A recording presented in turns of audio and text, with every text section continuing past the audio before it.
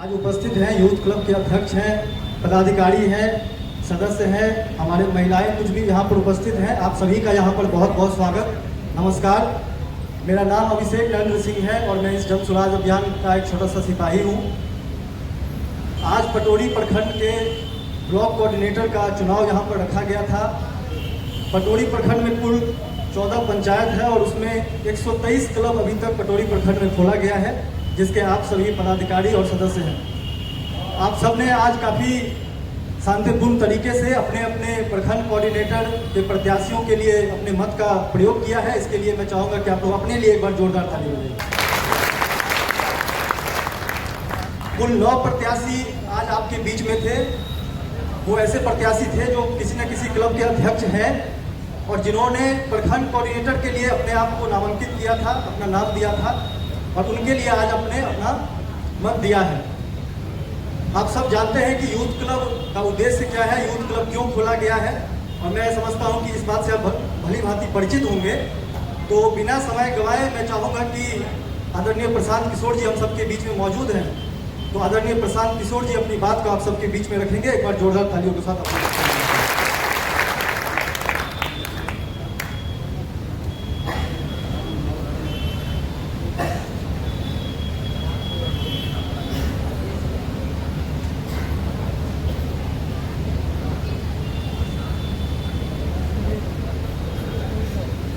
आज का जो वोटिंग प्रक्रिया थी उसका परिणाम आ गया है।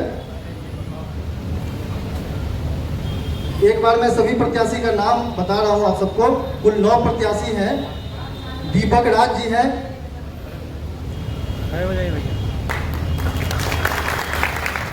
संध्या भारती जी, एक बार जोरदार ताली बजाइए। हेमंत राय जी हैं,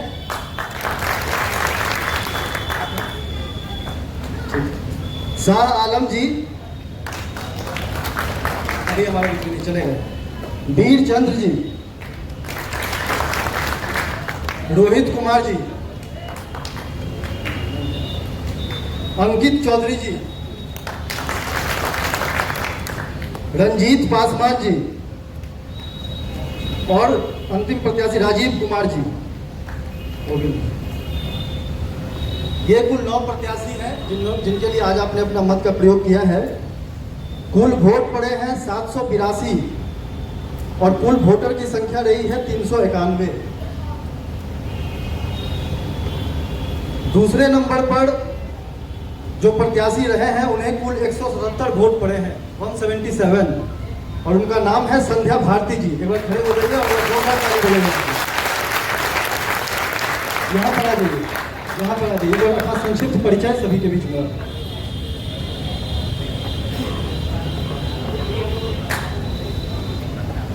आदरणीय प्रशांत सर, यहाँ मंच पे उपस्थित अतिथिगण एवं हमारे पंचायत के आए हुए युवागण और हमारे भाई और बहन, मैं सभी का हार्दिक अभिनंदन करती हूँ और वंदन करती हूँ।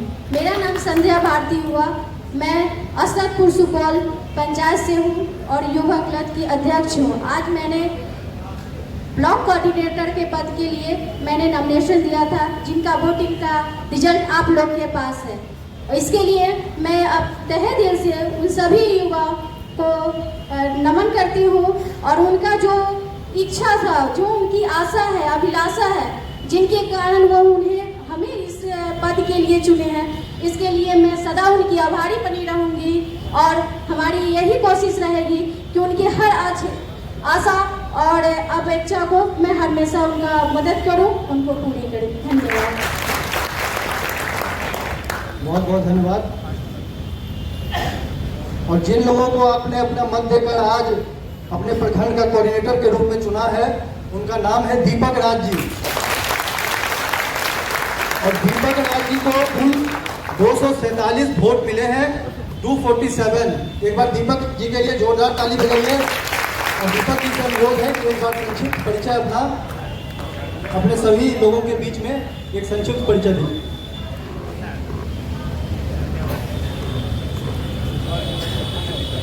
मैं तो सबसे पहले प्रशांत जी का तहे दिल से धन्यवाद देता हूँ कि उन्होंने इतनी बड़ी मंच हमें प्रदान की और मेरे प्रखंड के गार्जियन स्वरूप जो भी यहाँ मंचासीन हैं, मैं उन्हें भी धन्यवाद देता हूँ तहे दिल से। और तमाम साथियों, महिला, बुजुर्ग, युवा, जो भी यहाँ मेरे लिए वोट किए हैं और जो कीमती समय मेरे लिए निकाल के आए हैं, उन सभी को तहे दिल से धन्यवाद। आज मेरे ऊपर बहुत बड़ी जिम्मेवारी मिली है।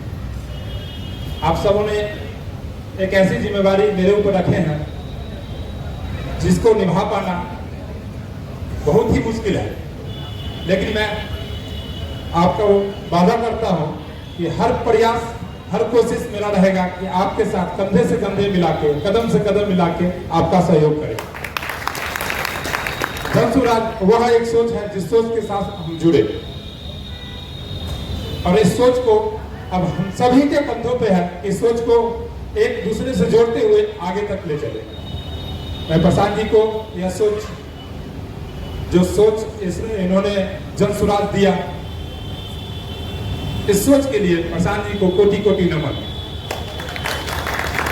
मैं आप सभी युवा भाइयों को मैं विश्वास दिलाता हूं कि आपने जो मत मुझे दिया उसका सही उपयोग आपके साथ मिलकर करेंगे।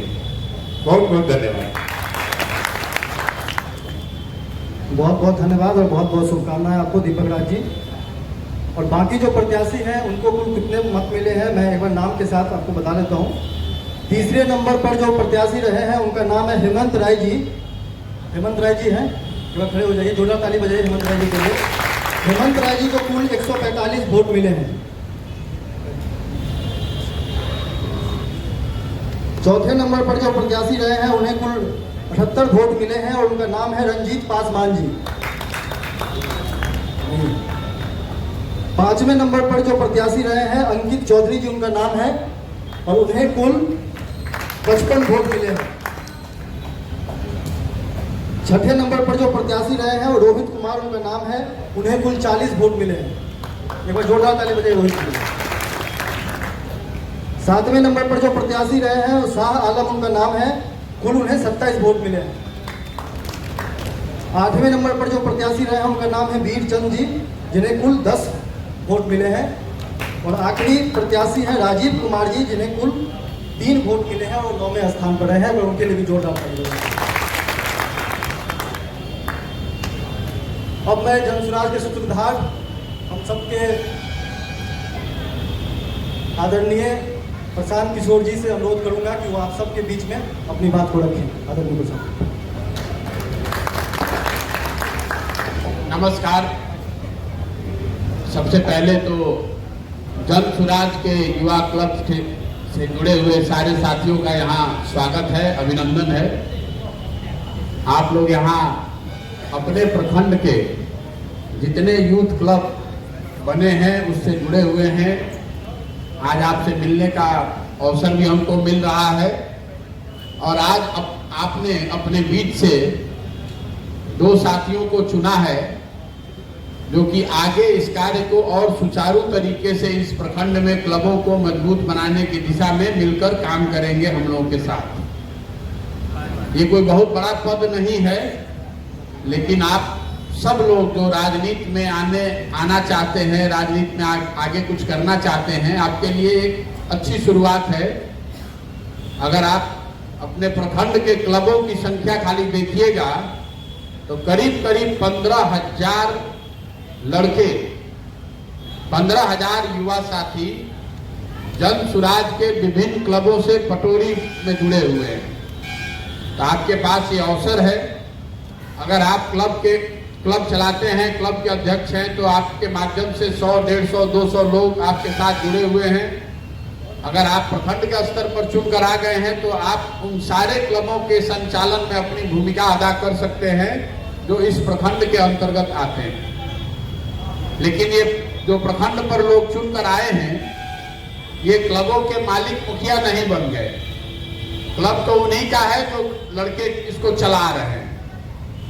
अगर आपको कोई जरूरत है, कोई मदद चाहिए, तो आप सीधे मेरे कार्यालय में फोन करके आगे सहायता ले सकते हैं। लेकिन जो प्रखंड के स्तर पर चुनकर आए हैं, इनके माध्यम से भी आप संपर्क कर सकते हैं और सीधे भी संपर्क कर सकते हैं। इनकी भूमिका यही है कि अभी तक हमारे जो साथी थे वो घूमकर क्लब खुलवा रहे थे।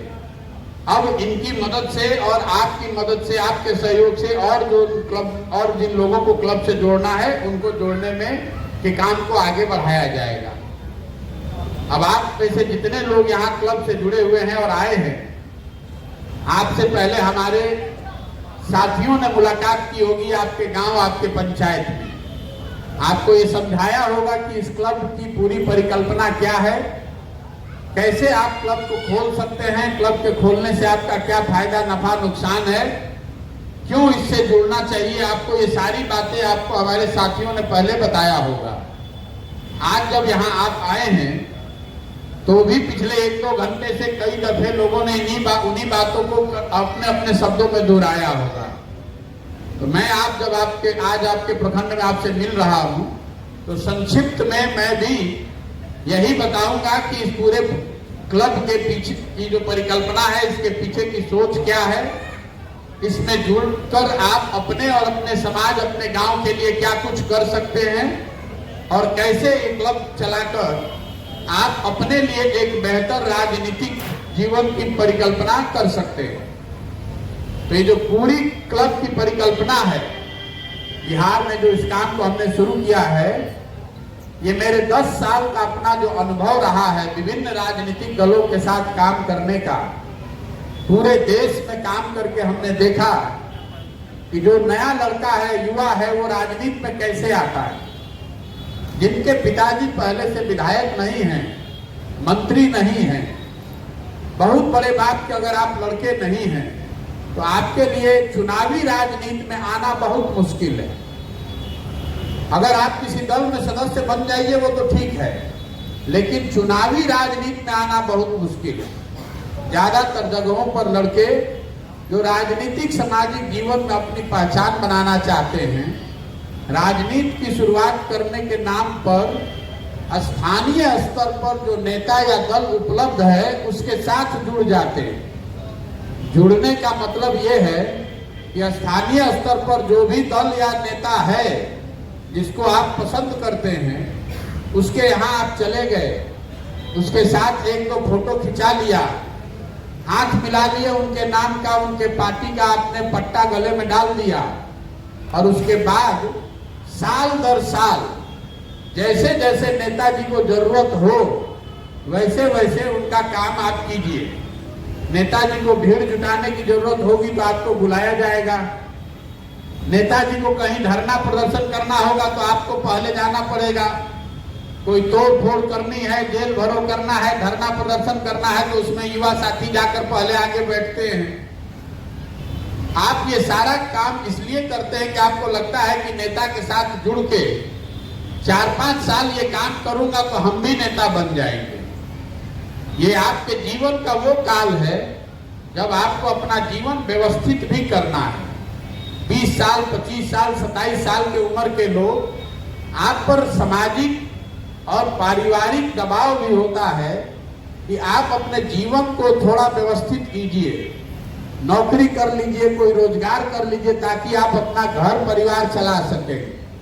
आप परिवार का डांट सुनकर, गाली सुन के किसी न किसी नेता के पीछे घूम रहे हैं ताकि आपका राजनीतिक जीवन आगे बढ़ जाए। लेकिन 5 साल 7 साल काम कीजिएगा, नेता के पीछे आगे पीछे दौड़िएगा, तो आपको पता चलेगा, अनुभव होगा ज्यादातर लोगों को, जब अपने लिए कुछ मांगिएगा तो नेताजी आपको कुछ नहीं देने वाले। कभी एगो जूता दे दिया, नाइकी का ट्रैक सूट दौड़ने का दे दिया, खाने पीने का, मुर्गा भात का भी व्यवस्था कर दिया, लेकिन कोई पद आपको नहीं देगा। तो 100 लोग जो राजनीति में अपना शुरुआत करते हैं, 100 में 60 से 70 लड़के ऐसे हैं जो 30-32 साल उम्र होते होते वापस घर गृहस्थी में लौट जाते हैं। उनको मालूम है कि इसमें अब कुछ होने वाला नहीं है। आप अपने गांव में जाइएगा अभी, तो वहां आपको बहुतेरे लोग मिल जाएंगे 55-60 के उम्र वाले, जो बताएंगे कि तारा उम्र में रही तो हम नेतागिरी करत रही, आटा दाल के भाव पता चले तो अब छोड़ दिए। 100 में 10-20 आदमी ही ऐसा है जो एकदम संकल्पित है कि चाहे कितना भी कष्ट हो हमको तो राजनीति ही करना है। उसमें से कुछ लोग जुगाड़ उगाड़ लगा के या नेता के आगे पीछे करके संगठन में, पार्टी में कोई जगह पा जाते हैं तो आपके नाम के आगे लिख दिया जाएगा कि आप पंचायत के युवा अध्यक्ष हैं या अपने प्रखंड में युवा के महासचिव हैं, जिला में युवा के अध्यक्ष हैं। ऐसा कोई आपको मिल जाएगा नाम लिखने के लिए लेटर पैड। आपको लगेगा कि अब हमारा जीवन शुरू हो गया, अब हम नेता बन सकते हैं। 2-4-5 महीना वो लेटर पैड लेके घूमिएगा, कोई भाव नहीं देगा तो पता चलेगा उसका कोई वैल्यू नहीं है। ज्यादातर लड़के जो राजनीतिक संगठनों में जगह पा गए हैं वो सुबह से शाम तक उनकी छवि हो जाती है चालू पुर्जा लड़के की। समाज में लोग जान जाते हैं कि बड़ा चालू पुर्जा लड़का है, नेता उता के साथ घूमता है, अफसर में कार्यालय में, सरकारी कार्यालयों में आता जाता है। तो जिसको जो काम पड़ेगा, सरकारी कार्यालय में काम नहीं हुआ, अफसर पैसा मांग रहा है तो आपके पास आएगा, आप जाइएगा, उसका काम कराइएगा, बदले में 200-400 रुपया पाइएगा। तो आप बनने चले थे नेता और उसमें से ज्यादातर लोग छोट भैया दलाल बनकर रह जाते हैं, जिसका काम है मोटरसाइकिल पर जाना, थाना में, ब्लॉक में, पंचायत में लोगों का काम कराना और अपने लिए 2-4-5 रुपया 500 का जुगाड़ करना। 100 में 2-4-5 लोग ये ऐसे हैं जिनको ये समझ होती है कि भैया किसी नेता के पीछे घूमने से आप नेता नहीं बन सकते। नेता तो आपको आपका समाज बनाता। कोई प्रशांत किशोर, कोई लालू, नीतीश, मोदी आपको नेता नहीं बना सकते। नेता आपको आपका समाज, आपका गांव, आपके लोग बनाते हैं। एक बार आप 100, 200, 500, 50 लड़कों के नेता बन गए, लोगों के अगुआ बन गए, तो कोई दूसरा नेता या दल आपको जगह दे सकता है। ये वही लड़के हैं जो ज्यादातर आप देखिएगा कि पंचायती राज के चुनावी व्यवस्था में संघर्ष करके अपने लिए जगह बना लेते हैं। कोई वार्ड सदस्य बन गया, कोई मुखिया लड़ गया, कोई बीडीसी बन गया। 1,60,000 लोग चुनाव बिहार में जीत कर आते हैं और ये ज्यादातर लड़के वही हैं जिनको थोड़ी समझदारी है कि भैया अपने गांव में, अपने पंचायत में लोगों के साथ जुड़कर काम करें, अपने लिए कोई जगह बना लें। तो 100 में 4-5 लड़के ऐसे हैं जो चुनावी राजनीति में अपने लिए जगह बना पाते हैं। उससे आप विधायक मंत्री नहीं बनिएगा, लेकिन एक बार आप बीडीसी बन गए, एक बार मुखिया सरपंच बन गए, तो कम से कम दलाल नहीं बनिएगा। कुछ एक इज्जत प्रतिष्ठा, घर परिवार चलाने के लिए आपके पास हो जाएगा। तो बिहार में अगर व्यवस्था को बदलना है तो हमने ये तय किया है कि बिहार में लाखों ऐसे लड़के हैं जिनके पास क्षमता है, लेकिन उनको बताने वाला, समझाने वाला, हाथ पकड़ के आगे बढ़ाने वाला कोई नहीं है।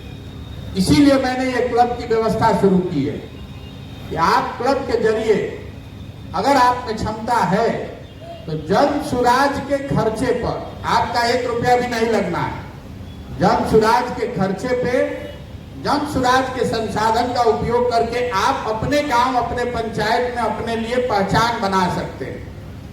जन सुराज का क्लब, यूथ क्लब खोलने के लिए आपसे ये नहीं पूछा गया है कि आपके बाबूजी क्या करते हैं, आपसे आपकी जाति भी नहीं पूछी गई है, आपके पास कितना पैसा है इसमें भी हमारी कोई दिलचस्पी नहीं है। क्लब खोलने के लिए आपको इतना ही पूछा गया है, आप पता किया गया है कि अपने गांव, अपने पंचायत में आप सक्रिय है कि नहीं। और ये बताया गया पहला काम कि 20 लड़कों का जो अगुआ है, 20 लड़कों का जो समूह बना सकता है, उसको क्लब का अध्यक्ष माना जाएगा। तो 20 लड़कों का जो अगुआ है, कम से कम जो क्लब का अध्यक्ष है, तो हमको ये पता है कि 5-7-10 लड़कों का उसमें अगर मान लीजिए आपने गलती भी किया हो, कुछ लड़के तो आपके गांव में जरूर है जो आपको अपना अगुआ मान रहे हैं। साथ में आपको ये भी बताया गया कि आप 100 से 150 लोगों का अपने गांव पंचायत में व्हाट्सएप पर समूह बनाइए। ऐसा क्यों किया गया है?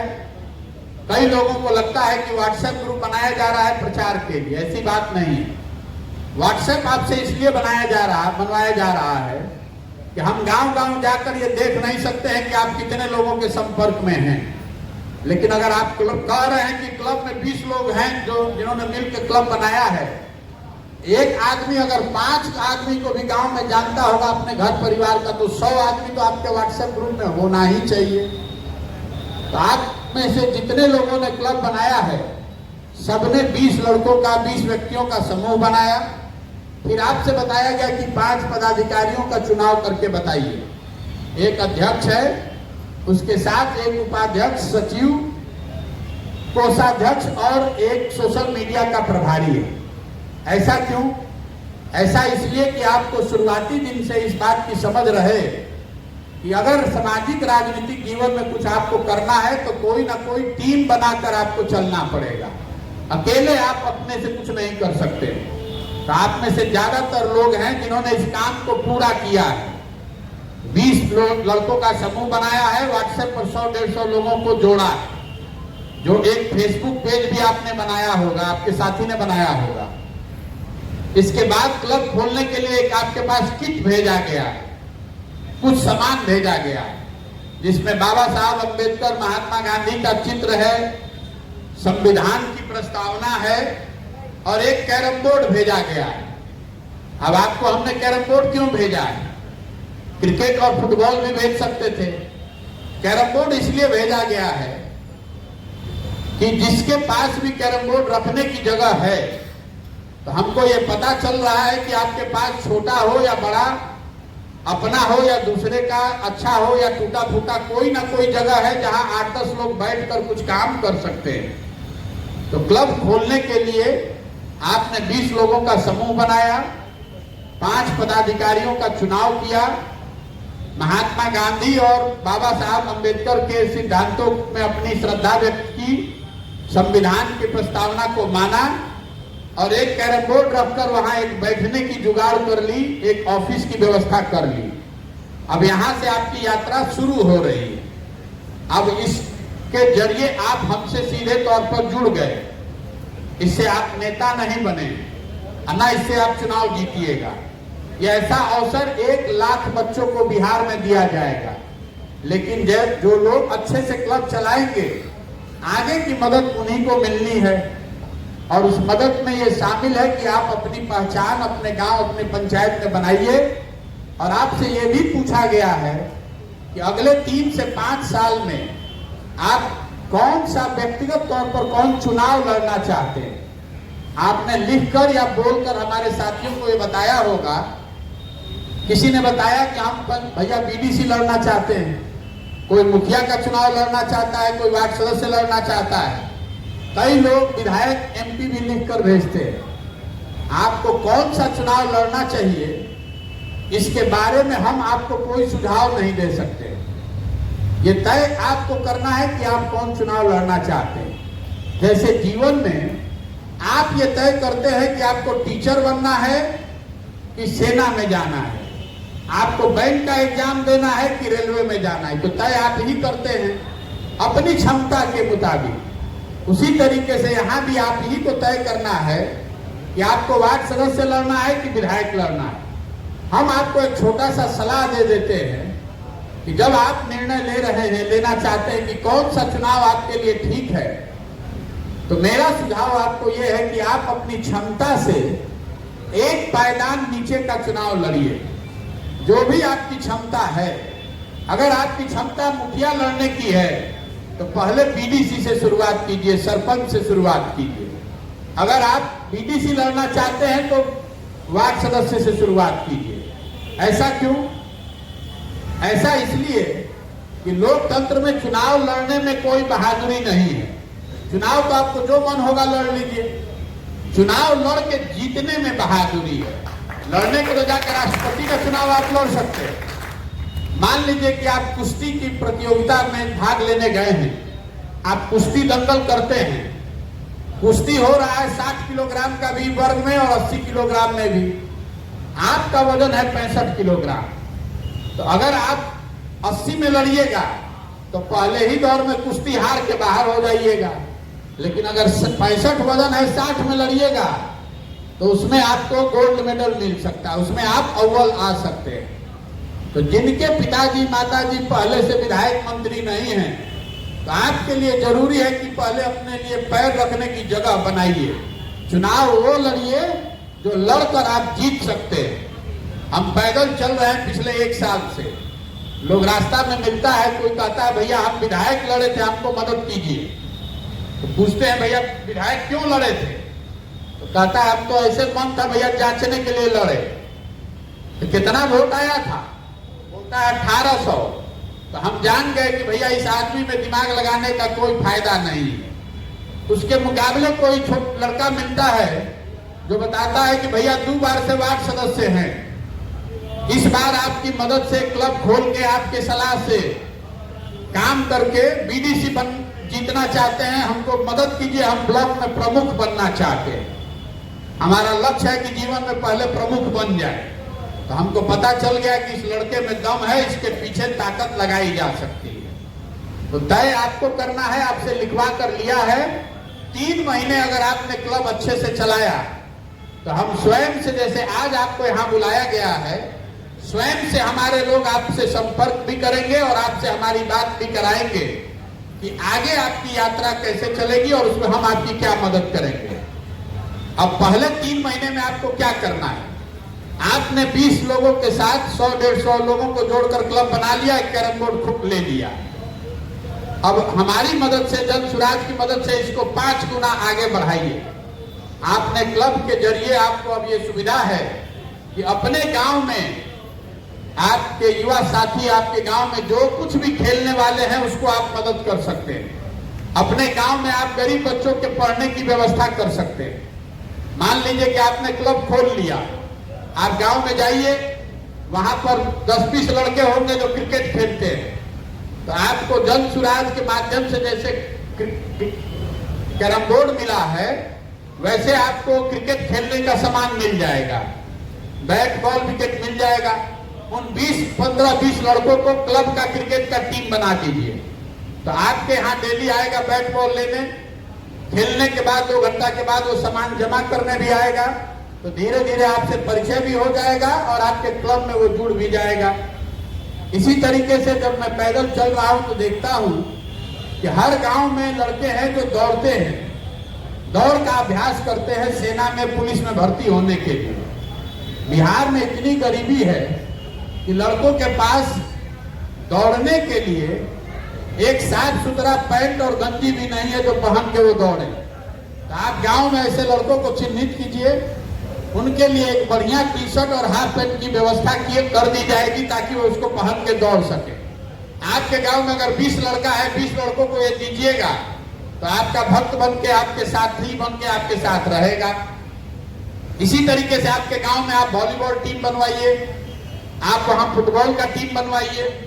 जो भी खेल कूद की व्यवस्था है, खेलने कूदने की साधन की व्यवस्था जन सुराज से आपको मिल जाएगी क्लब में।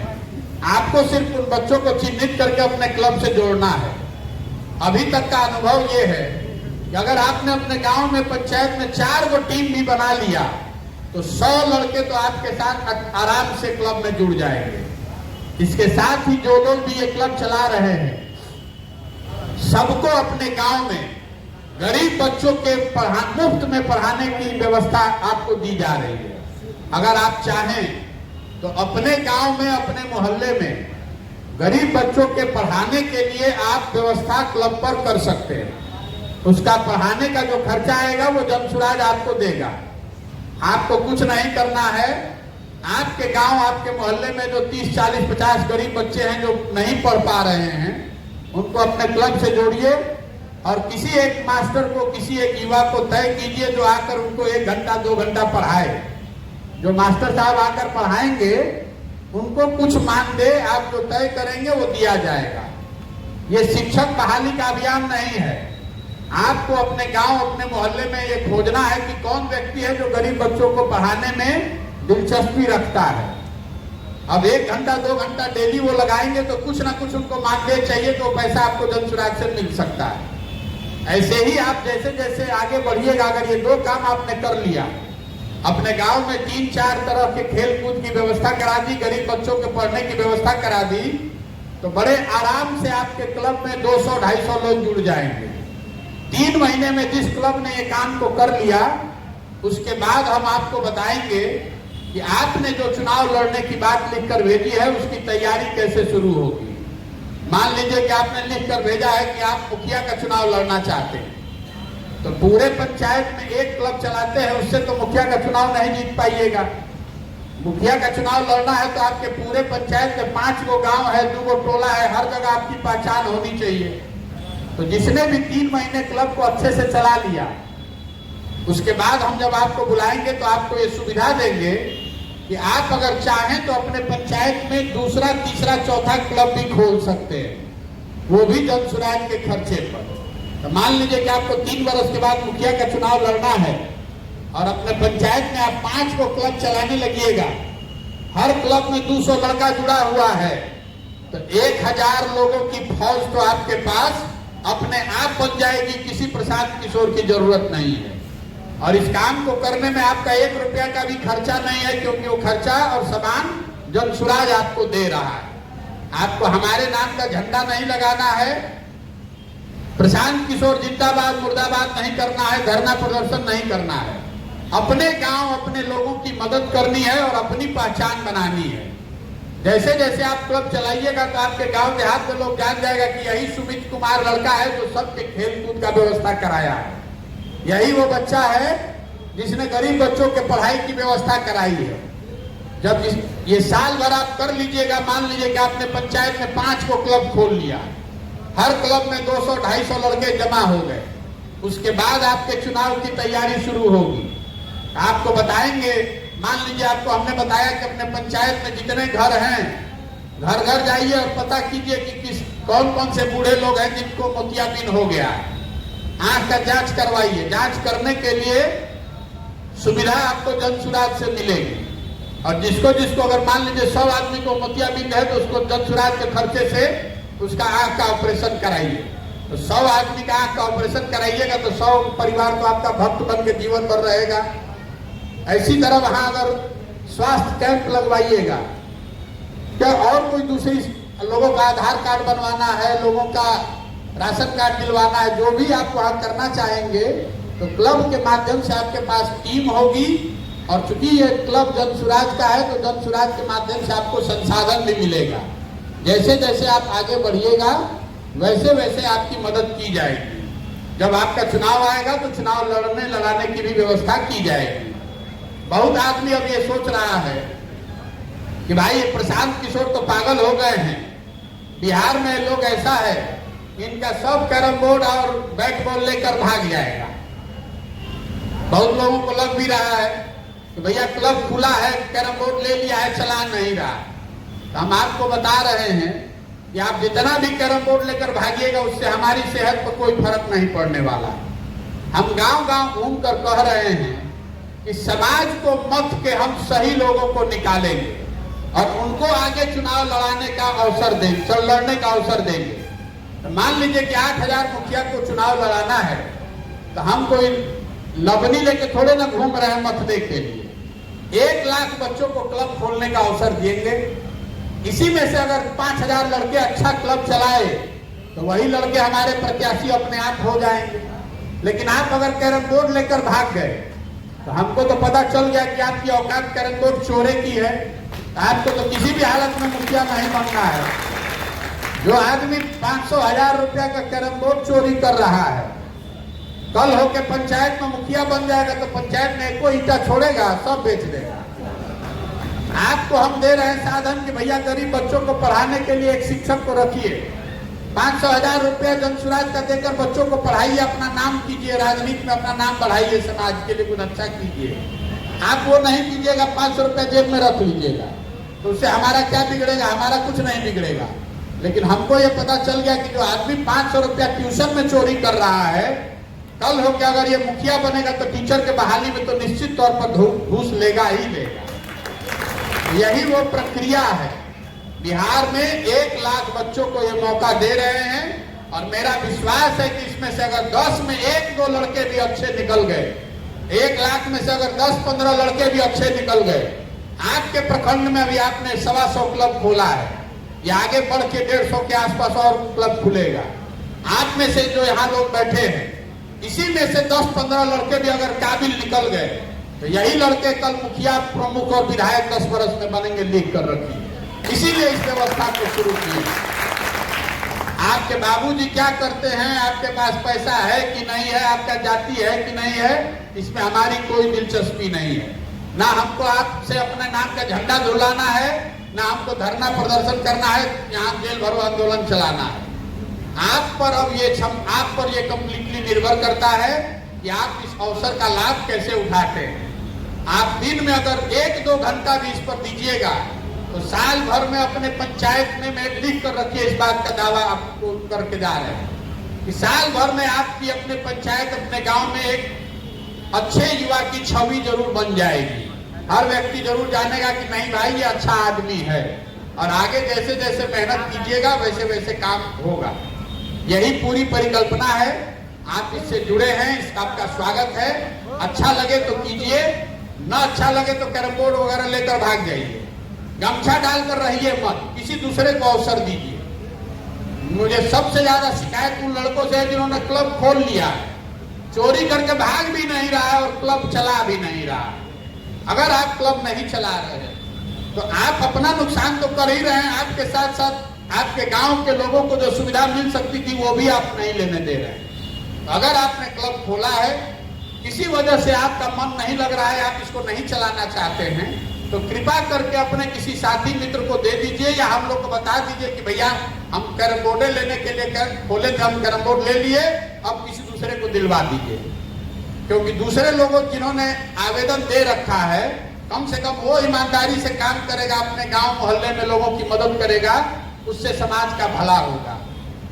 हम लोग रास्ते में चलते हैं तो जैसे आप जानते हैं समाज में जो मिलता है वो मदद मांगता है। कोई पढ़ाई के लिए मदद मांग रहा है, कोई स्वास्थ्य के लिए मदद मांग रहा है, कोई कपड़ा मांग रहा है, कोई नौकरी मांग रहा है। एक एक आदमी का मदद न करके हमने ये व्यवस्था को शुरू किया है कि ये क्लब अगर बन जाए तो क्लबों के माध्यम से लोगों की मदद की जा सकती है। आप जमीन पर, अपने गांव पर, धरती पर जन सुराज के वो वाहक हैं जो बताएंगे कि भैया यहाँ 5 आदमी है जिसको मदद की जरूरत है, तो उसको आपके मदद माध्यम से वो मदद की जाएगी। आपका पहचान बनेगा, उन आदमियों की मदद हो जाएगी और आप धीरे धीरे राजनीति में आगे बढ़ पाएंगे। यही पूरी सोच है। अच्छा आप लगा है तभी आप जुड़े हैं, जुड़े हैं तो इसमें ईमानदारी से इसको कीजिए।